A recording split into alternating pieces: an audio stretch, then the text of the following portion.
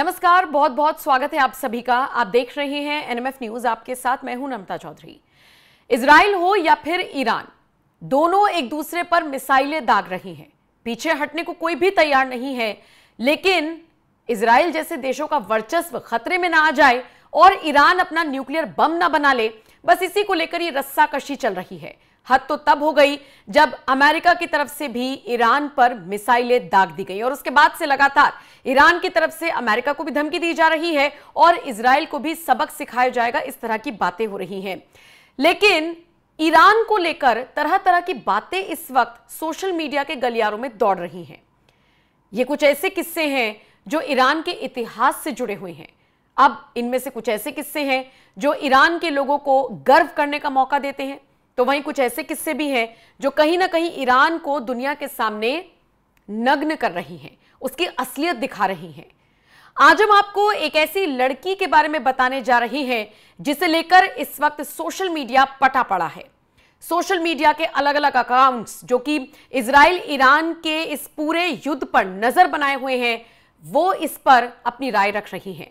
आपको जानकर ताज्जुब होगा कि 16 साल की लड़की का श्राप ईरान को ले डूबा। इस तरह की बातें सोशल मीडिया के हवाले से कही जा रही हैं, लिखी जा रही हैं। हालांकि अगर आप पुख्ता तौर पर इनको सर्च करने के लिए जाएंगे तो आपको सबूत नहीं मिलेंगे, आपको पुख्ता तौर पर कोई जानकारी नहीं मिलेगी, लेकिन भावनात्मक तौर पर यह जरूर समझ में आएगा कि हां, ऐसा एक किस्सा हुआ था और इसको ईरान की मौजूदा स्थिति से जोड़कर देखा जा रहा है। क्या है वो किस्सा? कौन है वो 16 साल की लड़की? क्या है ये श्राप की कहानी जिसे ईरान की मौजूदा स्थिति से जोड़कर देखा जा रहा है? आइए विस्तार से इसे समझिए। डॉक्टर सैयद रिजवान अहमद नाम के एक यूजर हैं जो एक लंबी चौड़ी कहानी लिखते हैं, और वो अपनी कहानी में क्या लिखते हैं, कैसे बताते हैं इस 16 साल की लड़की की दर्दनाक कहानी को, आइए आपको समझाते हैं। वो लिखते हैं कि लोग कहते हैं कि इसी लड़की का श्राप ईरान को लगा है, क्योंकि इस लड़की के फांसी के बाद से ईरान में कभी शांति नहीं रही। सबसे क्रूर सजा दिए जाने का जो मामला दुनिया के सामने आया था, वो ईरान की 16 वर्षीय मासूम लड़की अतीफे रजबी सलीले का मामला है, जिसके अंदर तनिक भी मानवता जीवित है। कहानी पढ़कर उसके रोंगटे खड़े हो जाएंगे। और आगे फिर वो कहानी बताते हैं। मैं आपको आगे कहानी बताऊं उससे पहले आप ये तस्वीरें देखिए, ये वीडियोस देखिए। ये बताते हैं कि कैसे मिसाइलें दागी जा रही हैं दोनों देशों की तरफ से एक दूसरे पर। यह बताता है कि ईरान हो या इजराइल हो, दोनों के जो लोग हैं वो इस युद्ध की आग में जल रही हैं। और सबसे बड़ी बात, जो धोखा मिला है ईरान को, वो मिला है पाकिस्तान की तरफ से। वो पाकिस्तान जो कल तक ईरान ईरान चिल्ला रहा था, वो पाकिस्तान शायद चंद डॉलर्स में बिक गया। ये बात मैं नहीं कह रही, ये बात बहुत सारे लोग कह रही हैं। ये बात कहकर दावा किया जा रहा है कि मुस्लिम मुस्लिम चिल्लाने वाले, कौमी एकता की मिसालें देने वाला ये जो पाकिस्तान है, और इसका जो आसिम मुनीर है, इसने पहले ट्रंप के साथ बैठकर लंच किया और यहीं पर ये पूरा प्लॉट तैयार हुआ कि कैसे ईरान को कमजोर किया जाएगा। और ये मुनीर, इस पर भी गंभीर आरोप लग रही हैं। यहां तक कि भारत के ऐसे कई राजनेता हैं जो सवाल पूछ रहे हैं मुनीर से कि क्या इसीलिए ट्रंप के साथ जाकर दोस्ती की थी, हाथ आगे बढ़ाया था, लंच करते हुए नजर आए थे कि अपना एयरबेस दे सको ईरान को उड़ाने के लिए। बहरहाल अब मैं आपको बताती हूं वो कहानी जो इन शख्स ने लिखी है और सुनाई है अपने सोशल मीडिया के हैंडल से। फुल फ्रेम विजुअल्स आप चलाइए ताकि आप फुल फ्रेम तस्वीरें भी देखते रहें और पीछे पीछे कहानी भी सुनते रहें कि ये जो आग लग रही है, ये जो धुएं का गुब्बार उठ रहा है, ये जो मिसाइलें दागी जा रही हैं, क्या वाकई में एक 16 साल की लड़की का श्राप ईरान को लगा है। डॉक्टर सैयद रिजवान अहमद बताते हैं कि जब वो लड़की 5 साल की थी तो एक कार दुर्घटना में उसकी मां की मृत्यु हो गई। बताया जाता है कुछ देर बाद उसका छोटा भाई नदी में डूब गया। उसके बाद वो अपने बूढ़े दादा दादी के साथ रहने लगी। उसकी जिंदगी का ये बुरा दौर नहीं था, क्योंकि असली बुरा दौर तो तब शुरू हुआ जब एक 51 साल का रिटायर्ड गार्ड अली दराबी उस पर बुरी नजर रखने लगा।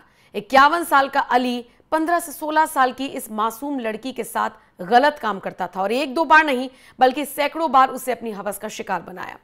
बताया जाता है कि रजबी का परिवार मजदूरी जैसे कामों की वजह से सारा दिन घर से बाहर रहता था और इसी दौरान अली उसे अपनी हैवानियत का शिकार बनाता था। उसने रजबी को बुरी तरीके से धमका दिया था कि अगर किसी से कुछ भी कहा तो उसके परिवार को मार डालेगा।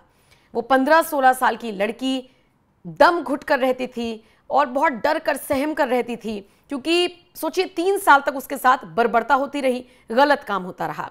बताया तो यह भी जाता है कि जब जब रजबी अपने घर वालों को इस बारे में बताने की कोशिश करती, तब तब डांट फटकार कर उसे ही चुप करा दिया जाता और उसके बाद धीरे धीरे इस दरिंदे की हैवानियत बढ़ने लगी।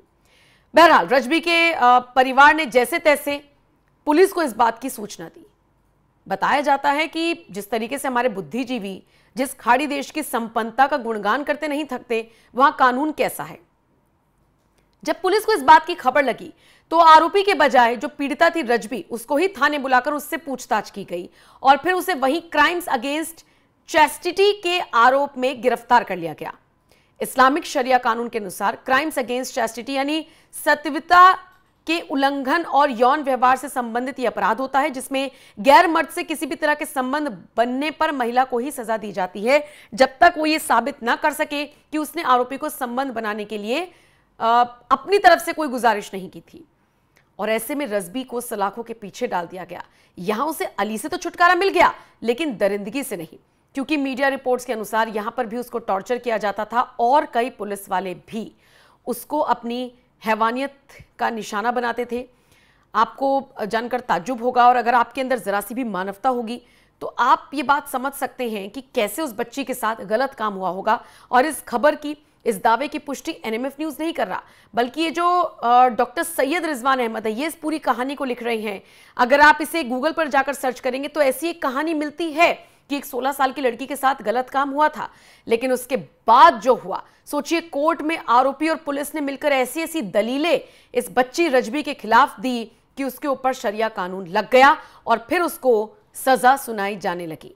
जब अतीफा को रियलाइज हुआ कि वो अपना केस हार रही है तो उसने अपनी सफाई देने के लिए जल्दबाजी में अपने चेहरे से हिजाब को उठा लिया और उसके बाद उसने कह दिया कि अली को दंडित करना चाहिए, उसे नहीं। लेकिन अकल के अंधे जज ने हिजाब हटाने को अदालत का घोर अपमान बताते हुए रजबी को उम्र कैद की सजा सुना दी। और फिर 15 अगस्त 2004 को ईरान के नेका में उसे एक क्रेन से लटकाकर सरेआम फांसी दी गई। बाकायदा अगर आप एक रिपोर्ट की मानेंगे तो सोचिए उम्र उसकी 22 साल बताई गई है, लेकिन प्रमाण पत्र और मृत्यु प्रमाण पत्र में कहा गया है कि वो 16 साल की थी। यह कैसा न्याय है कि 16 साल की बच्ची को टांग दिया गया सबके सामने। और ये तो ऐसे वक्त में हुआ जब ईरान को लेकर कुछ बुद्धिजीवी बहुत तारीफ करते हैं और इसीलिए कहा जा रहा है कि चाहे पाकिस्तान उसे दगा दे रहा हो या फिर ईरान के कुछ अपने लोग। आपको याद होगा ईरान में उस वक्त जश्न मनाया गया था जब इजराइल ने ईरान पर मिसाइलें दागी थी। कहा जाता है कि ये वो तबका था जो ईरान के इस्लामिक शासन से, इस्लामिक सत्ता से खुश नहीं था। और वाकई में अगर 16 साल की बच्ची के साथ इस तरीके से जघन्य अपराध हुआ और फिर सजा भी उसी को दी गई, और इसीलिए लोग शायद लिख रहे हैं कि 16 साल की लड़की का श्राप ईरान को ले डूबा। फिलहाल इस कहानी पर आपकी राय क्या है? कमेंट करके अपनी राय हमें जरूर दीजिएगा।